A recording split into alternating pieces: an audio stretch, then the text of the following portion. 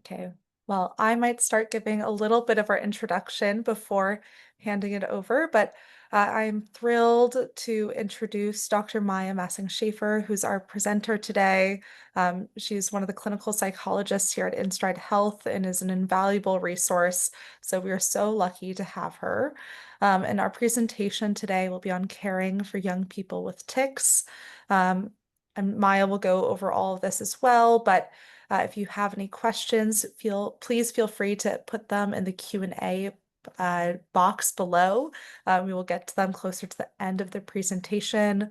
Also, this is being recorded, so if you are here with us live, you will get a copy of the presentation, and if you are watching this as recording, you will receive this in your inbox the next day or so. So with that, thank you all for being here, and I will hand it over to Dr. Massing-Schaffer. Awesome. Thank you so much, Haley. All right, so thank you so much, everybody. Welcome to our presentation today on tic disorders and Tourette syndrome in children, teens, and young adults. My name is Maya Massing-Schaffer. I'm a licensed clinical psychologist with specialized experience in CBT for kids, teens, young adults, and families. And particularly those who are experiencing anxiety, OCD, tics, and other body-focused repetitive behaviors. And here at InStride, I'm the Associate Director of Clinical Content, and we'll be talking a little bit more about our program as we go. But we offer specialized outpatient treatment to young people between the ages of 7 and 22 with anxiety, OCD, and other related conditions like tics. So I'll start off here with just a quick overview of today's agenda.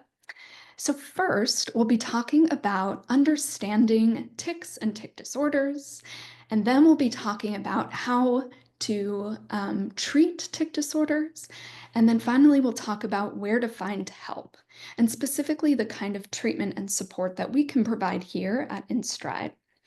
And again, as Haley mentioned, just a little bit of housekeeping. So everyone's automatically on mute, but if you have a question, we definitely encourage you to ask it. And you can do that through the Q&A box that should be at the bottom of your screen. And then at the end of today's presentation, I'll make sure to save some time to answer your questions. So feel free to submit them as we go, and then I'll take a look at them at the end and we can talk them through. All right, so who is this webinar for? So this particular webinar is really geared towards parents, caregivers, and adults who support kids, teens, and young adults with tic disorder or Tourette syndrome, as well as really any young people who might be experiencing symptoms of a tic disorder or Tourette syndrome themselves. So my colleague, Dr. Taylor Wilmer, last month, she did a webinar that was more geared towards providers and clinicians or counselors who support young people with tic disorder or Tourette syndrome. So if you're interested in that presentation, you can find it on our InStride YouTube channel, or feel free to send us an email at info@instride.health, and we'll be able to send you that recording. This webinar today, it will have a lot of the same information, but we're trying to gear it more towards parents and caregivers or individuals who may be experiencing these symptoms. It also sounds like we may have some school personnel in the audience today, which is great. Welcome. Although this presentation is a bit more geared towards young people and their families, I'm very happy to talk about how schools can support as well. All right, so for folks in the audience, I want to talk about what tics might look like in a child or teen or a young adult living at home with you. So you might see that this person blinks, sniffs, or clears their throat over and over, or they might move their head or arms in repeated ways. You might see that they make sounds or say words when they don't mean to, or have trouble stopping certain movements or sounds. They might also avoid things like friends or school because they're worried about making certain sounds or movements. You might also see that they hold in certain sounds or movements and get upset or tired after. Or they might get frustrated or embarrassed about making certain sounds or movements. And so I put these out here because These are the signs that a person might be experiencing tics or possibly a tic disorder. And oftentimes, these are the outwardly observable behaviors that we can see that might indicate that something like tics are happening for that person. And so, you might have a young person in your life who does some of these things, and that might be what's bringing you here today. I also think it's really important to acknowledge what it can feel like, both for the family and for the person who's experiencing tics or a tic disorder. So sometimes we have family members and parents and caregivers who feel worried about their child or their child's future. Will my child always have tics? Will they get worse, for example? They might be feeling frustrated that things aren't getting better, somehow seem to be getting worse, or that the strategies they've tried aren't working. Oftentimes, they can feel embarrassed or ashamed of certain tic behaviors that their child engages in and how they're experienced by others. They may also feel confused or unsure, like, is this even a problem? Does my child need treatment for this? I'm not sure. Many family members also feel helpless, like, I want to get my child help, but I don't know how. And then for young people with tics or a tic disorder, it's common to feel anxious about when a tic might happen, especially at school or around friends.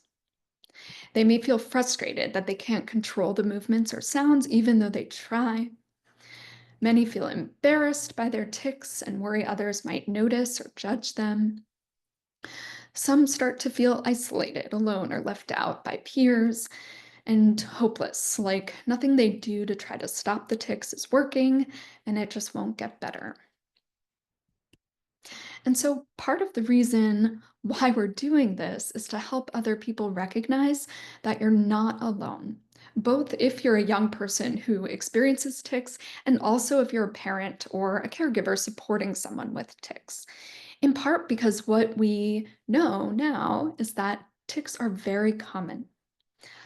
Up to 20% of youth will experience transient tics. And when I say transient tics, what I mean are tics that kind of pop up, last for a little while, and then fade away. However, some people will have tics that develop into a tic disorder, something that causes a lot of distress and impairment or gets in the way of the life that they want to live.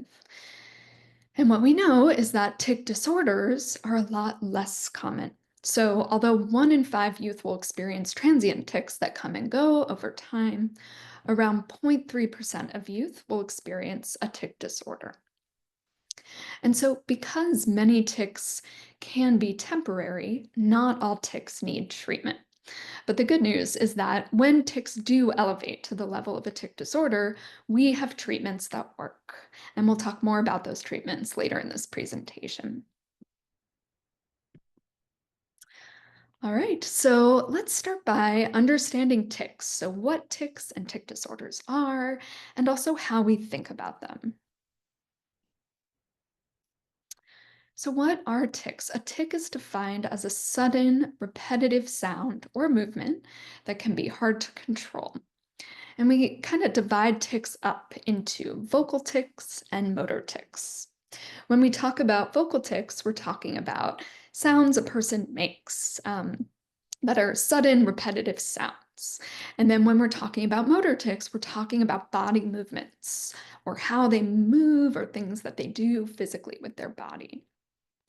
Then we further break tics down into simple and complex tics.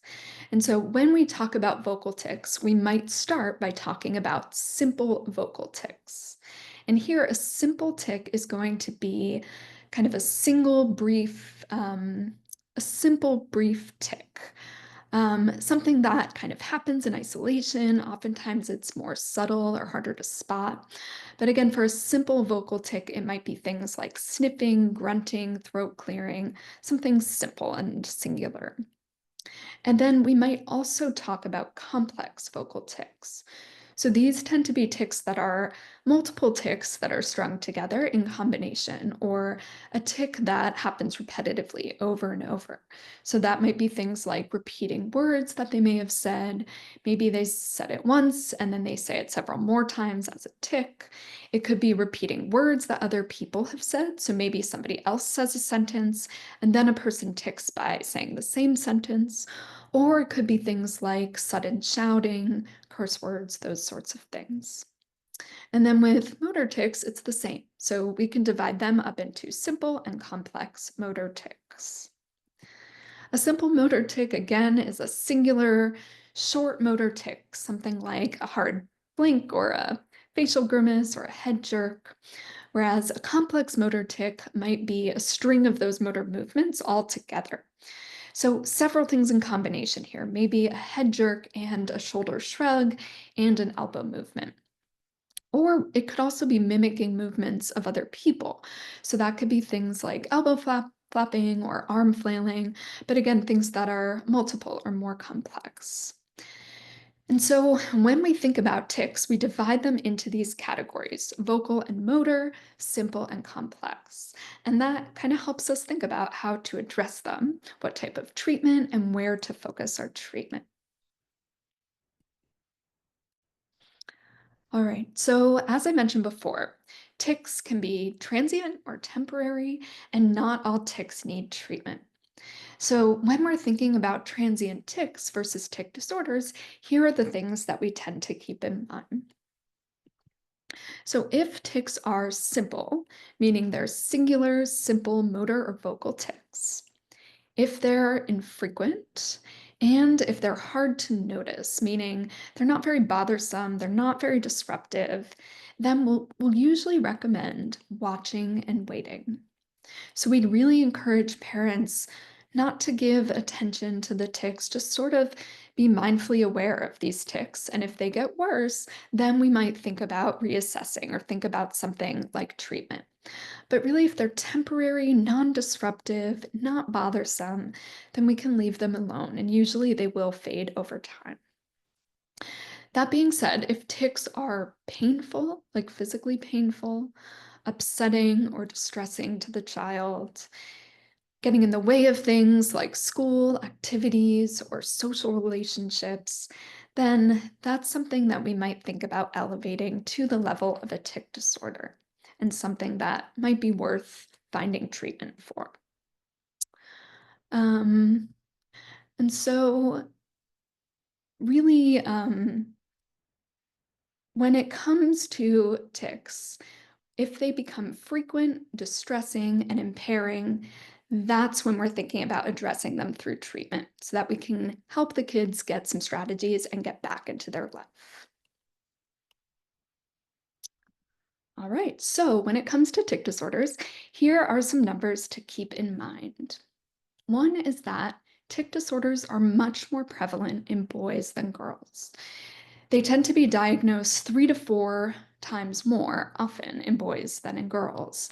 They also are often highly co occurring with other mental health conditions, in particular anxiety, ADHD, and OCD. So tics tend to sort of hang together with those conditions. And what we find is that over 80% of individuals who experience a tic disorder also have another co occurring mental health disorder.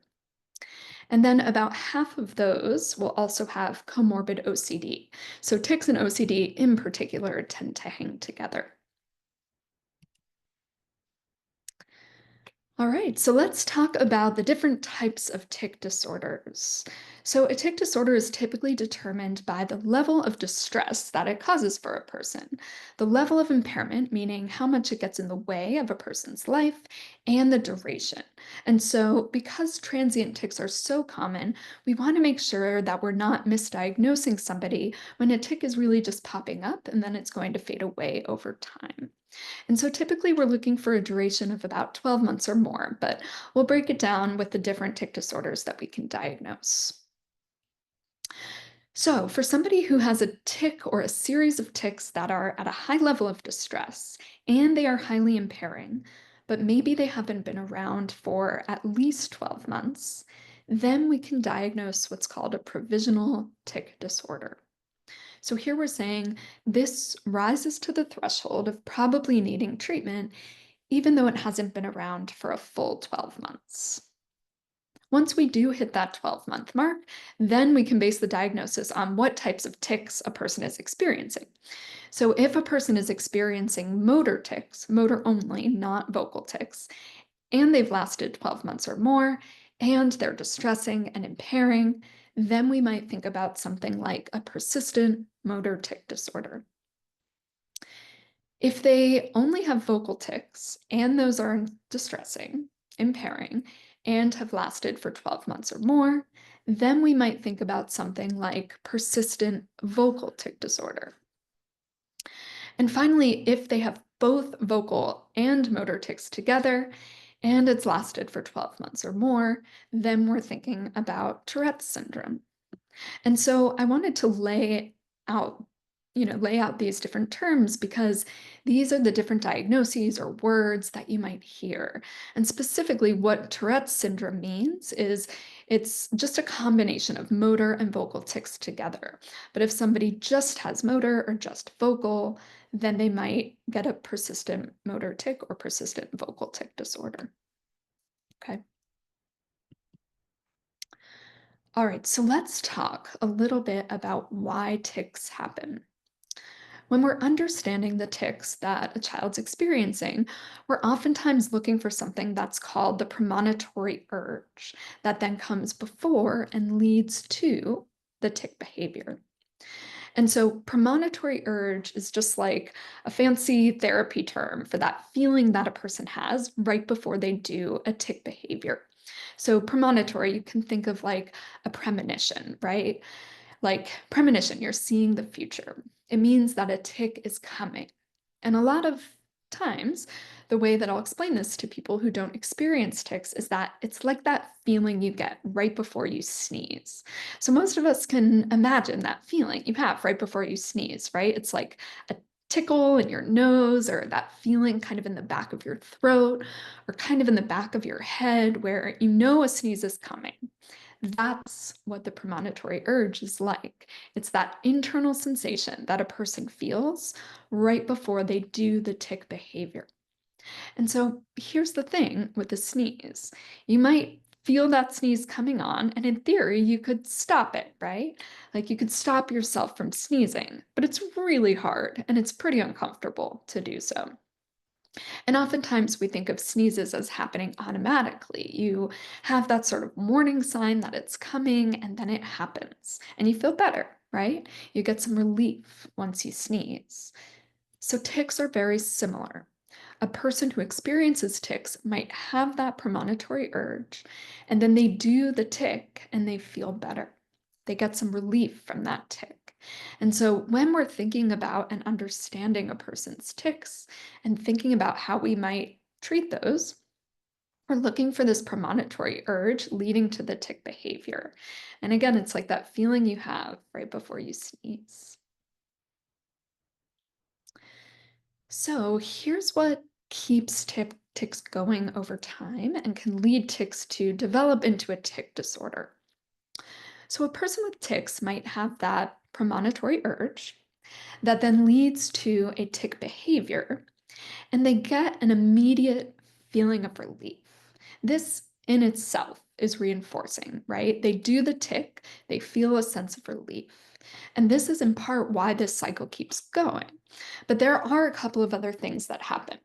So, in addition to that immediate feeling of relief, there's also some short term shame or embarrassment, or maybe even physical pain because of the nature of the tics.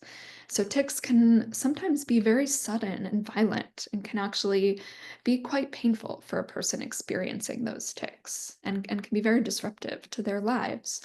But in the long term, this cycle actually leads a person to be more likely to tic. So, the more times that premonitory urge is followed by a tic behavior, it sort of strengthens that connection. It makes tics more likely to happen in the future. And so when we think about treatment, this is the cycle here that we're trying to interrupt so that we can help tics become less frequent and less disruptive over time.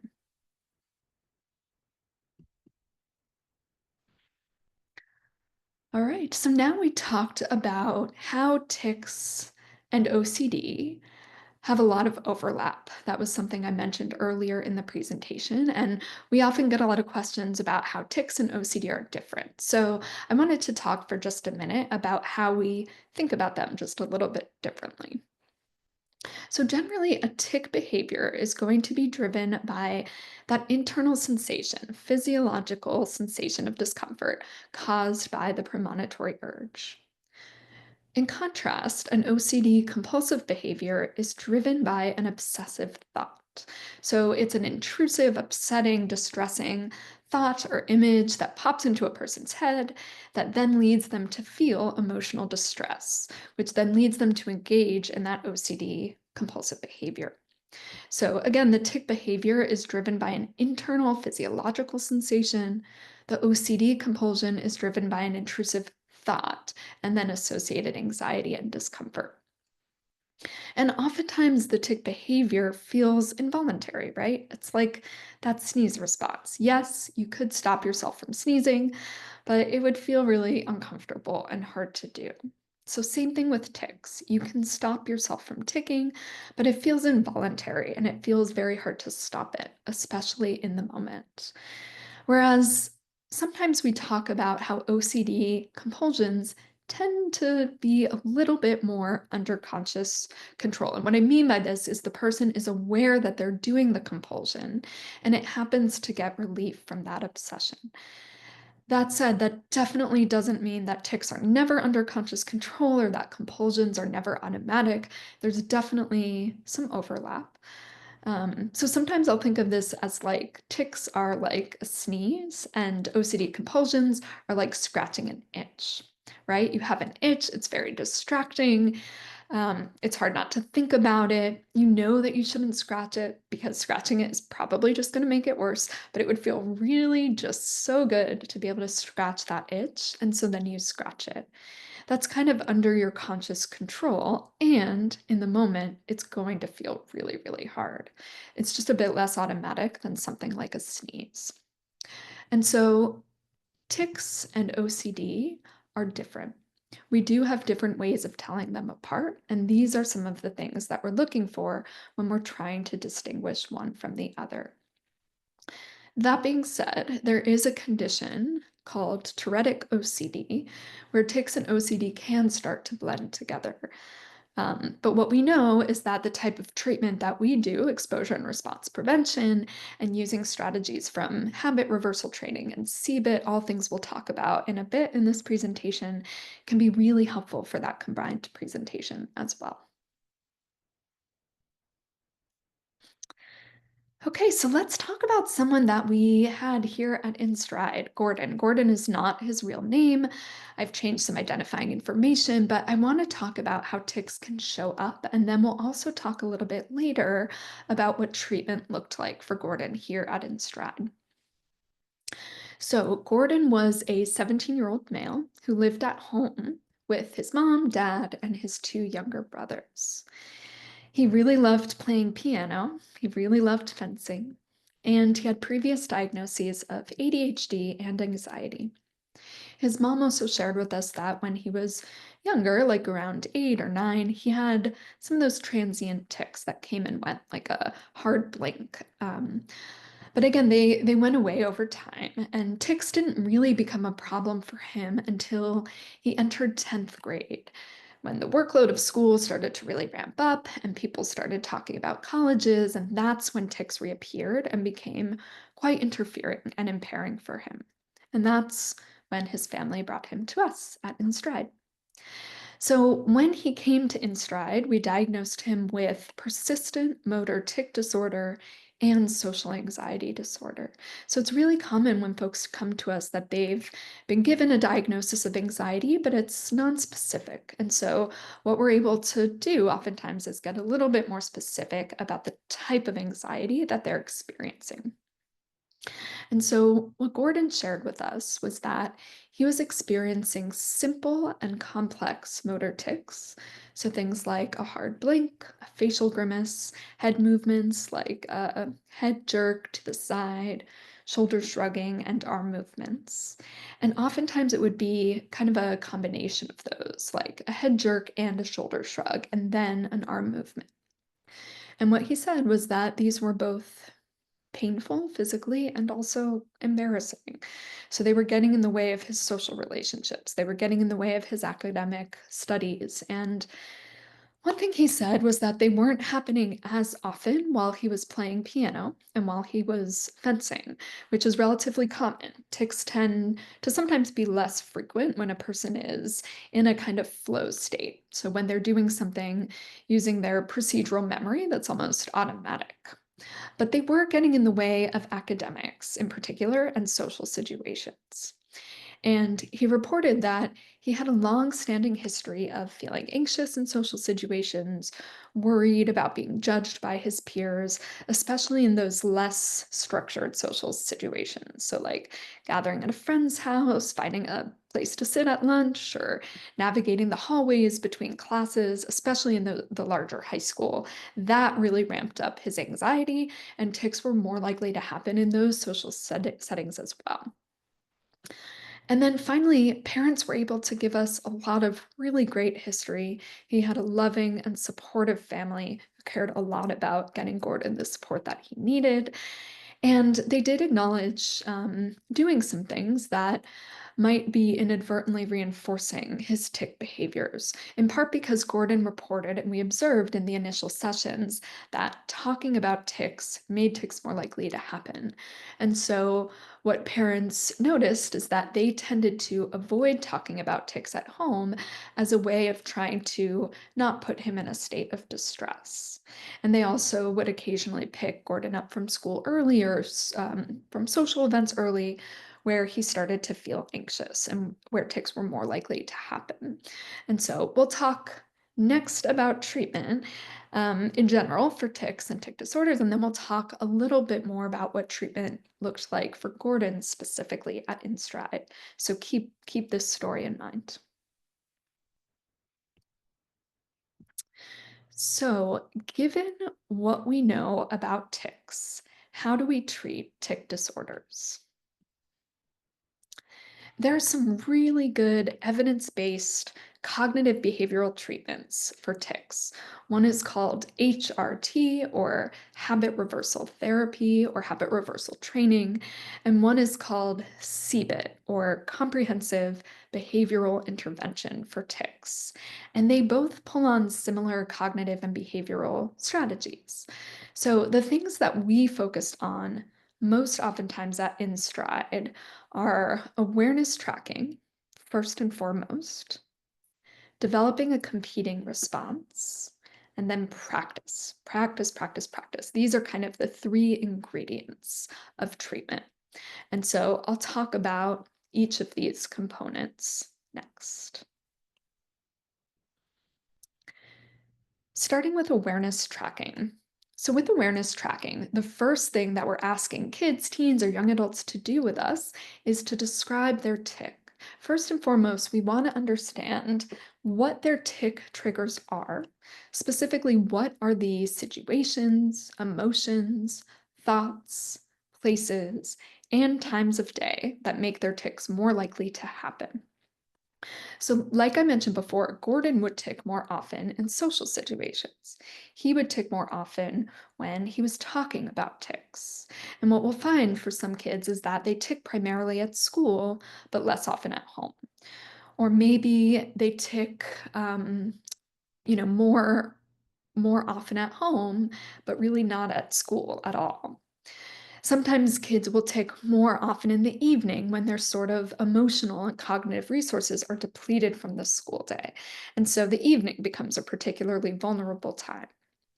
It's also really common for kids to tick when they get excited or when they're anticipating something positive happening.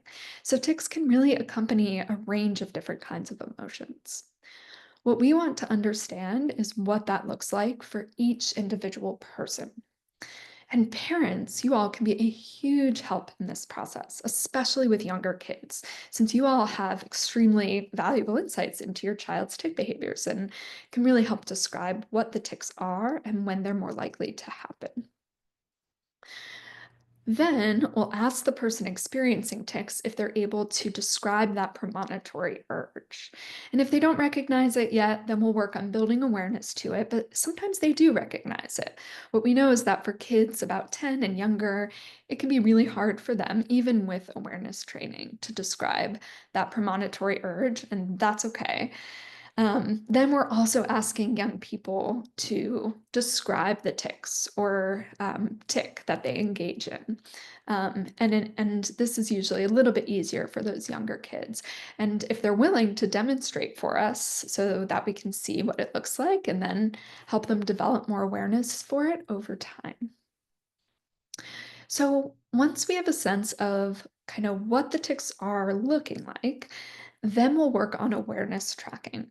So, for those of you, if your child is in treatment, meeting with a counselor or a therapist, I'll talk a little bit about what you can expect in a therapy session.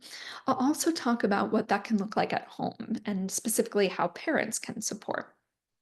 So, in a session, what that typically looks like is collaborating with a young person on identifying either a verbal or a nonverbal prompt that both they and the therapist will do when a tic happens in session. So, that could be just raising a finger or using a code word, but it's really a way for both people to note when a tic happens to try to bring more conscious awareness to the tics.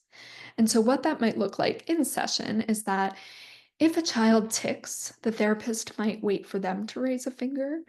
And if they don't, then the therapist will raise a finger to help indicate, hey, it just happened. And then we could talk about it, make sure they noticed it, and then move on. And we want to make sure to reinforce that process with praise or rewards, kind of earning points or stars for a larger reward, which will make them more and more likely to engage in the awareness tracking. And then we're doing the same thing at home. So, parents, you all can be a huge help with building awareness with your child. I will say, though, that this can be tricky because sometimes parents bringing awareness to tic behaviors can actually lead to more stress and tension. And so, we really want parents to have a conversation with your child to help them find something that's going to feel helpful and not counterproductive, helpful for everyone. And so oftentimes that's something nonverbal, like raising a finger or a brief tap on the shoulder, just to help continue to draw attention to when those tics are happening. And then both the parent and the child are working on doing the signal when they notice a tic. And again, reinforcing with rewards and praise. And so what I'll say here is that in general, we want parents to shift their attention away from tic behaviors unless we're doing awareness tracking, in which case we want parents sup- support to tracking those behaviors at home, just while we're trying to bring more conscious control and awareness to the tic behavior. Because again, if a child's not aware that they're doing it, it's going to be really hard to change it. So this this awareness tracking, excuse me, also gives your child's provider some really helpful information about when the tic is happening, how often it's happening, what some of the triggers might be, and also can help the child or teen get a better sense of what that premonitory urge looks like for them too, as they start to build awareness over time. So once we understand what the tic or tics are, then we're working with a child or a teen to develop a competing response for that tic. So sometimes I think of this as like a tick blocker. It's a behavior that a young person can do instead of doing the tick behavior. So something that's physically incompatible with the tick behavior. When they're doing this behavior, they cannot do the tick. And the idea is that when they notice the premonitory urge, they do the competing response instead of doing the tick. And this is really what's helping to start to break that tick cycle. So on this slide, I'll go through a couple of examples.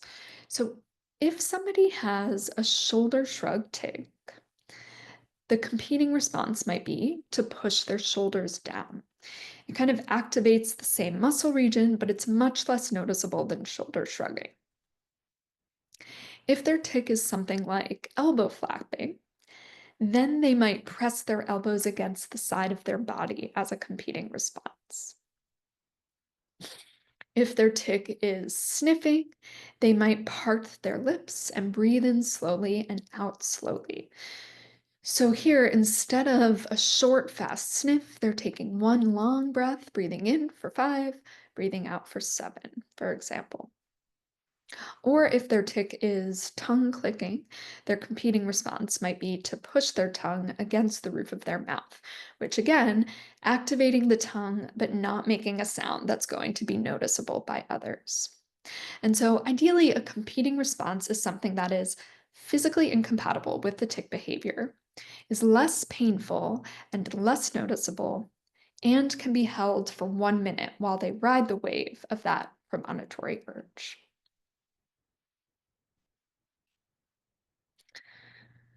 All right, so we do the awareness tracking, and then we develop a competing response for the tick, and then it's all about practice. And this is about turning new skills into habits. So we practice in a few different ways here. One, we can practice in session when the premonitory urge naturally occurs. So it might be that a child notices the premonitory urge and then practices the competing response right there in session. Or it might be that we trigger the premonitory urge on purpose. So, for example, if we know that talking about tics may make the young person more likely to tic, then we can have a 2-minute conversation about tics, or you can read an article about tics, or even give a brief presentation on Tourette's syndrome. All of these things are going to make the individual more likely to tic, and then that gives you a chance to practice that competing response. So sometimes we'll do that on purpose for extra practice. And then also practicing in real life. So outside of session, either by themselves or in front of parents, noticing the premonitory urge and practicing that competing response. And the idea here is really that we're trying to help them ride the wave of that premonitory urge. Sometimes it can feel like that premonitory urge, when it shows up, it's never going to go away, or I'm going to feel uncomfortable forever. But the idea behind the competing response is that it gives their body something else to do while that urge reaches a peak and then decreases over time, because eventually it will go away. And we want them to hold that competing response for 1 minute. And then in session and at home, we're reinforcing with praise and rewards to help increase their motivation and buy in to do this practice. And this is really hard, right? It's really common for motivation to wax and wane when you're working on tics because doing the tic feels good. It gives you that sense of relief in the moment. And it's really hard to be motivated to do something else. But we can tap into the idea that those tics also bring with them a lot of maybe negative consequences like shame or embarrassment or pain, disruption, and use those as motivating factors to try something different. And then through this process, we're breaking down that cycle of tics. So a young person will notice that premonitory urge, and instead of doing the tic behavior, they'll do the competing response. They might get some relief from that, probably not as much relief as they would from ticking, but they also have less shame, embarrassment, pain, disruption in the moment. And it breaks this reinforcing cycle and makes them less likely to tic over time.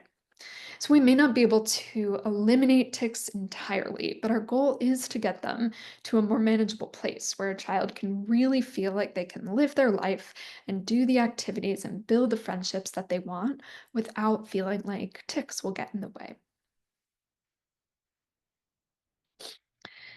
So, here at InStride, we see our work as not just focusing on working with the child, but also really giving the child surround sound support by empowering their parents with strategies to use at home and also connecting with and coordinating care with their community.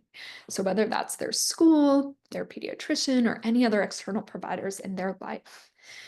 So, again, we think of the child as one part of the puzzle, but we have these other puzzle pieces too, their family, their community, because we know that we just get to see them for 1 or 2 hours a week.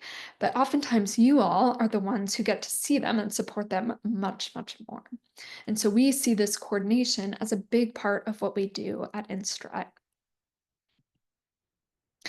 So, next, I want to talk about things that parents and caregivers that you all can do to support a young person experiencing tics and tic disorders.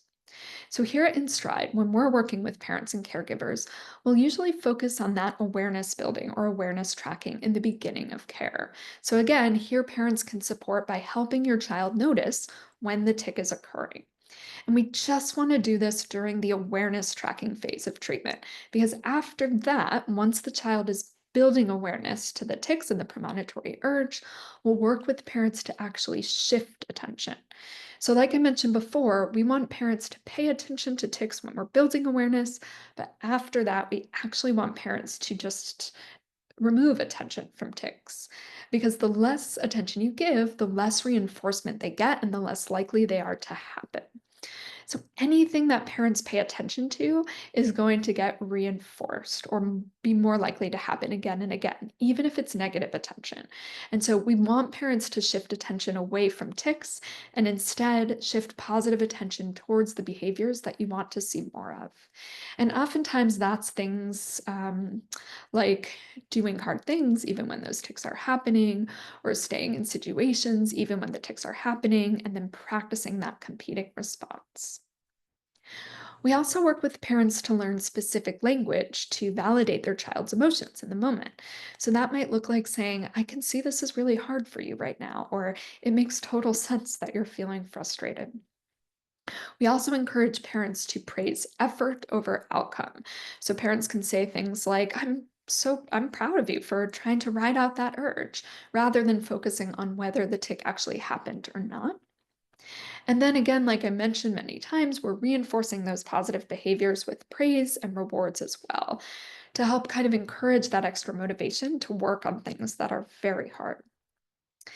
And then lastly, we try to help parents fill up your own cups. So, recognizing where your own energy levels are and finding activities, we'll often use this piggy bank metaphor, recognizing activities that take coins out of your piggy banks and then recognizing activities that put coins back into your piggy bank, and really trying to find a balance across the week. There are always going to be things that take coins out of our piggy bank that we still have to do. So then how can we find activities that put coins back into the bank as well? And a big part of our program here at InStride is that we're also supporting parents with things like skills groups so that they recognize they're not alone in what they're experiencing. All right. So, with schools here at InStride, we work very closely with schools to support those in our care in the school setting. But parents and those experiencing tics who don't necessarily have that therapeutic support already can also consider some of these tips when communicating about tics with your school. And here I'll also try to highlight any tips for those of you who are school personnel yourselves. So, first, we want to provide education on tic disorders. Again, because tic disorders are relatively rare, it can be helpful to give some extra information about what they are and and also how to shift attention away from tics and towards those competing responses. So kudos to those of you who came to this presentation today. You now have a lot more information about tics and how they work. And so this can be a nice opportunity to share that information with those around you who may be less familiar. We also want to help support skill use at school. And really, what I mean by that here is supporting that competing response practice at school.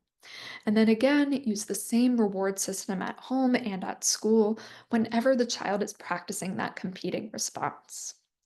Another thing that we see a lot and think is helpful is to support social connection. So we know that tics and tic disorders can really get in the way of building and keeping friendships at school. And so oftentimes we'll work with schools to see if we can find some kind of additional social connection opportunities for kids who have started to isolate because of things like tic disorders.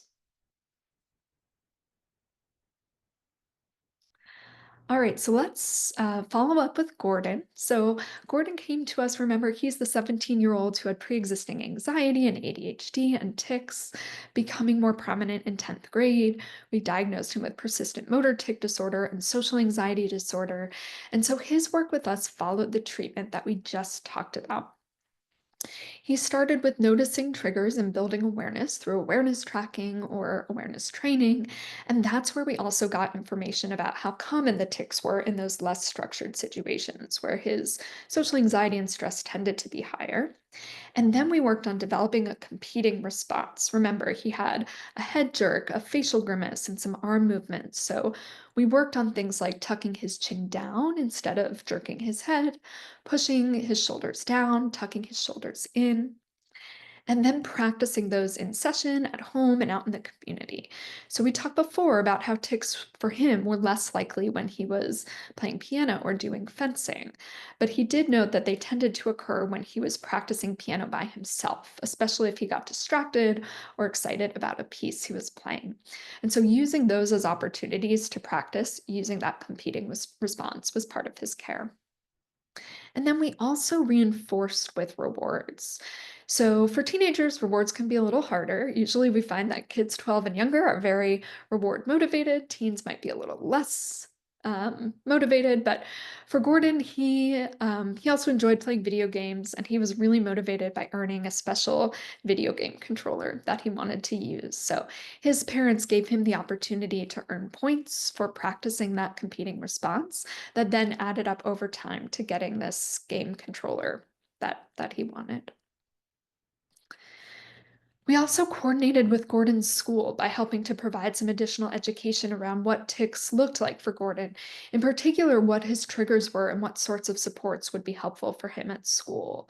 And so we gave some recommendations to his counselor about ways to shift attention away from tics and support him in using his competing response at school. And again, this is tricky because it does really have to be individualized, both to the child and to the school, because tics can be disruptive, not just for the person experiencing them, but also for other students in the class. And so sometimes this can also involve things like finding an ideal place to sit in the classroom while also trying not to draw attention to the tics. But it can be very difficult to manage the classroom on top of that. And so then we also connected with his parents to help them shift attention away from the tics while also not accommodating by picking him up early. So parents were able to recognize that picking him up early was actually reinforcing anxiety and reinforcing the tics. So they were willing to work on not picking him up early from school and other social activities that he could. That he may have. So they could use those as extra opportunities to practice both for the social anxiety and it was a chance for him to practice using his competing response for tics. And so over time, over the course of treatment, Gordon got a lot better at noticing his premonitory urges and responding in a new way to them with this competing response. He still had urges from time to time, but by the end of treatment, they just went down and he felt a lot more confident in his ability to manage them. All right, so let's see how we're doing on time. We have about 10 minutes left. So I'm going to try to talk a little bit about where to find help, and hopefully we'll have some time at the end for questions.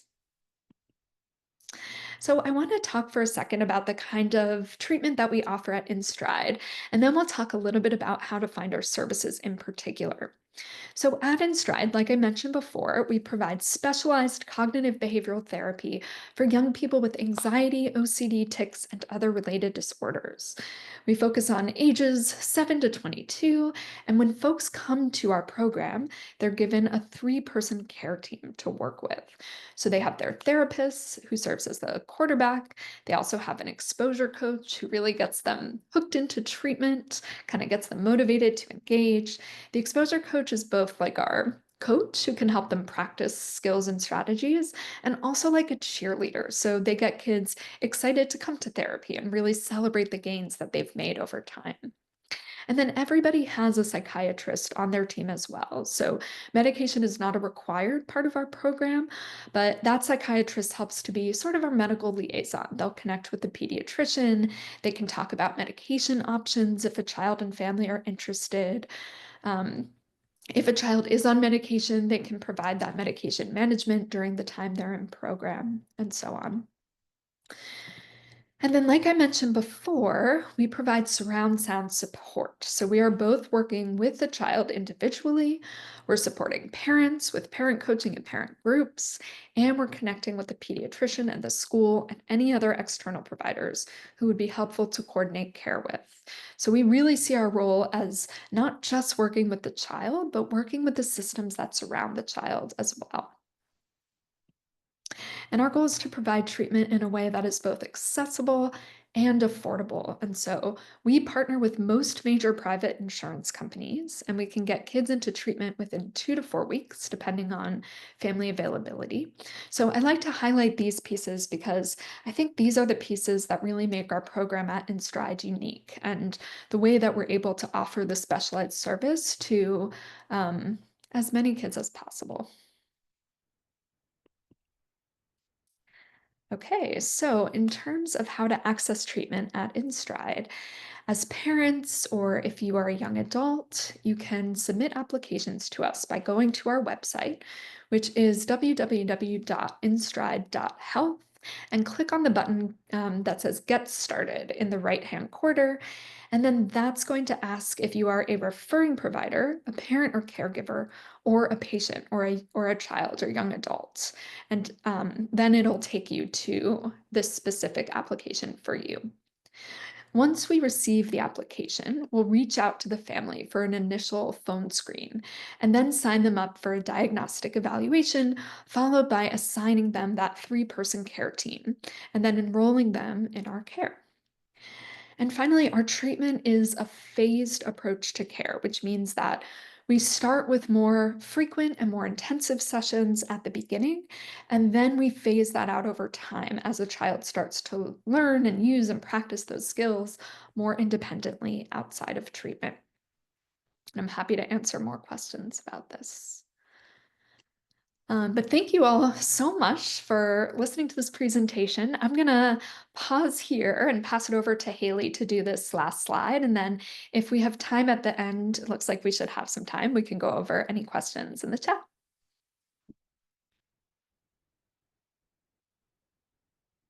Oh, I think you're on mute, Haley. I'm muted. There you go. Thank you for noting that. No, you're Um, great. Thank you all so much for joining us, and thank you, Dr. Massing-Schaffer, for the wonderful presentation. This is really great. If you would like to follow up with InStride, this has our website, which is instride.health. You can also reach us by email at info@instride.health, by phone at the number there. We also post several times a week with educational resources for parents, caregivers, school personnel, and more on our Instagram page and on our company LinkedIn if you'd like any of those educational resources. As I noted before, we will also send a recording of this presentation to you all via email in the next couple of days. Now I'll hand it back to you to take any questions. Awesome. Great. Thanks, Haley. So I'm just taking a look here at the questions we have. Looks like you all have some really, really great questions. So let me read the first one here. Um, so this parent is wondering, how can we find the balance as parents of not hiding the tic disorder by never talking about it, but also not overwhelming the child by talking about it too much? Um, Sounds like some thoughts around not wanting a child to grow up feeling like these things were never discussed at home, but also not sure when to bring it up in conversation, especially if a child isn't open to discussing it. That is a wonderful, wonderful question, and I think it's really tricky, and that's something that I think a lot of parents and caregivers are really unsure of, kind of how to strike that balance of creating a space where it feels comfortable to talk about some of these things, but also not wanting to talk about it so much that it's counterproductive. So this is really tough. I think At the risk of oversimplifying an answer, one recommendation I like to make to parents is to actually ask your child and say exactly what you said to me, which is like, look, I wanted to talk to you about this. On the one hand, I want it to feel like this is something that we can talk about in our family. I want it to feel safe to talk about. And I also don't want to talk about it so much that it feels overwhelming. So, what do you think? What would be the best way to approach it? And um, especially when working with teens, I'm not sure how old your child is, but um, our kids tend to have a lot of really great insight into the best way to strike that balance, and it can really vary depending on the child. Some kids are more willing to talk about it. A lot of kids are a lot less willing to talk about it. And so what I'd really recommend is first asking them directly. But it's really tricky. That's a great question. All right, let's see. I see a couple of other questions here just about competing responses for certain tick behaviors. So what I just wanted to go over really quickly is a couple additional slides, and then we can wrap up. But we have some slides here that just go through additional competing responses for various tick behaviors. So, for example, we've got jaw clicking or thrusting, tongue clicking, spinning, the shoulder shrug, and so on here. This next page, we have a couple more. So wrist movements.